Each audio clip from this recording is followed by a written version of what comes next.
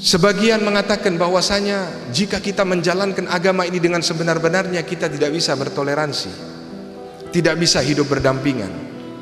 Maka ini adalah satu pendapat kalimatu haqqin urida bihal batil, kalimat yang seolah-olah benar, tapi padahal maksudnya ini ada keinginan-keinginan yang batil, yang buruk.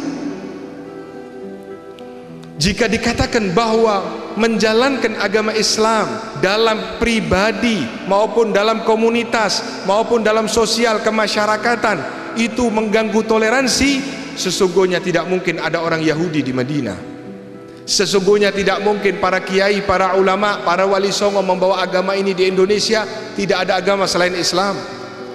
Tapi mereka bisa hidup rukun, mereka bisa hidup dengan damai, bahkan sampai kehidupan 3-4 tahun terakhir ini baru terjadi yang namanya segala macam musibah tersebut. Siapa yang menyebabkan hal ini? Siapa yang menyebabkan hal yang gaduh seperti ini? Tidak lain, saudara, Allah sudah menyampaikan bahwasanya sesungguhnya asyaitan aduwwal lakum. Syaitan itulah yang menyebabkan engkau menjadi bertengkar satu sama lain. Yukhrijuna abawaikum minal jannah, mengeluarkan orang tua kalian Adam dan Hawa dari surga.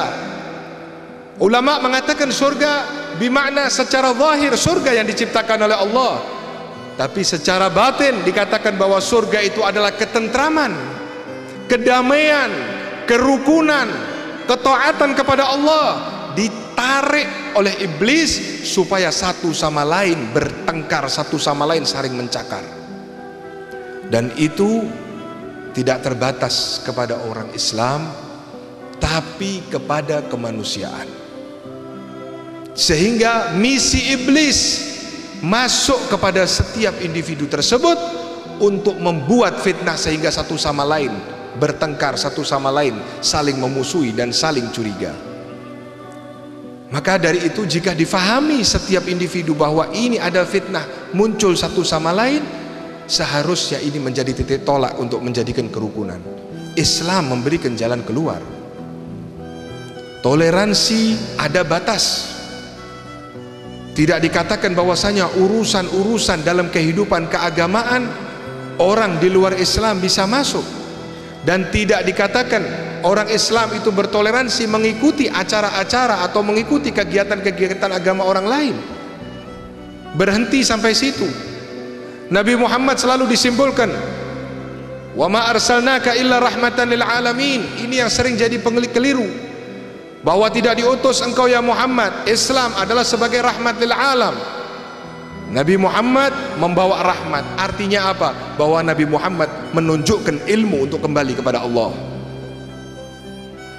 bukan meletakkan leher umat Islam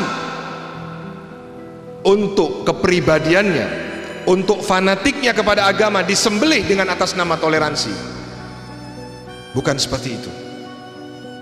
Karena ada di tempat lain asyidda'u 'alal kuffar, keras, tegas kepada orang kafir, kepada pemikiran kafir, kepada segala macam pendapat yang mencampur adukkan syariah.